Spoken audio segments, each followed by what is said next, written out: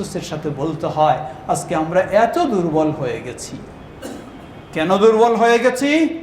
এর বড় কারণ হলো, খেয়াল রাখবেন, সাহাবায়ে কেরাম আমাদের মাপকাঠি, এই ভালোবাসার দিক থেকেও সাহাবায়ে কেরাম তাদের মাঝে ভিন্ন কোনো দল মত ছিল একটাই, ভিন্ন কিছুই ছিল না, ভিন্ন কোনো তরিকাও ছিল না, এক একজনের এক একটা, ভিন্ন কোনো এক একজনের এক একটা মতবাদও ছিল না, সবারই ছিল একটাই, সেটাই হলো কিতাব এবং সুন্নাহ, কোরআন এবং হাদিস।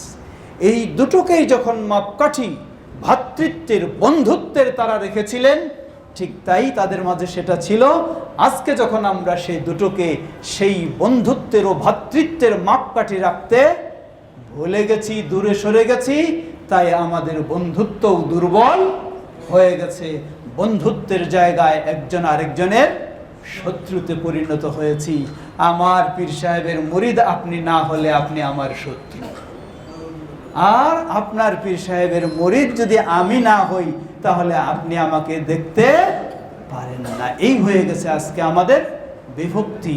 মনে রাখবেন, এই পরিবেশ থেকে ফিরে আসতে হলে ওই রাসূল সাল্লাল্লাহু আলাইহি ওয়াসাল্লামের কথা, তারাকতু ফীকুম আমরাইন লাম তাদিল্লু মা তামাসসাকতুম বিহিমা কিতাবাল্লাহি ওয়া সুন্নতি, আমি রেখে গেলাম মাত্র তোমাদের মাঝে দুটি জিনিস, যতক্ষণ পর্যন্ত তোমরা এই দুটি জিনিসকে আঁকড়ে ধরবে ততক্ষণ পর্যন্ত কখনো পথভ্রষ্ট হবে না।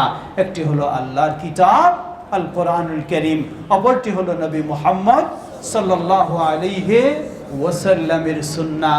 ইমাম আবু হানিফা রাহিমাহুল্লাহর বক্তব্য এই ধরনেরই, ইমাম মালিক রাহিমাহুল্লাহর বক্তব্য এই ধরনেরই, ইমাম শাফিঈ রাহিমাহুল্লাহর বক্তব্য এই ধরনেরই, ইমাম আহমদ বিন হাম্বল রাহিমাহুল্লাহর বক্তব্য এই ধরনেরই, ইমাম বুখারী রাহিমাহুল্লাহর বক্তব্য এই ধরনেরই, ইমাম মুসলিম রাহিমাহুল্লাহর বক্তব্য এই ধরনেরই। কিন্তু আজকে আমরা ভুল বুঝাবুঝি করে বিভিন্ন দল উপদলে বিভক্ত হয়ে আজকে আমাদের ভ্রাতৃত্ব, বন্ধুত্বকে আমরা নষ্ট করে ফেলেছি।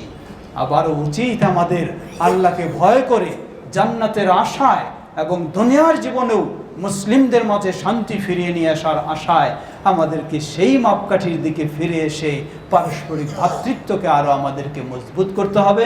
আল্লাহ আমাদের সবাইকে সে তৌফিক দান করুন।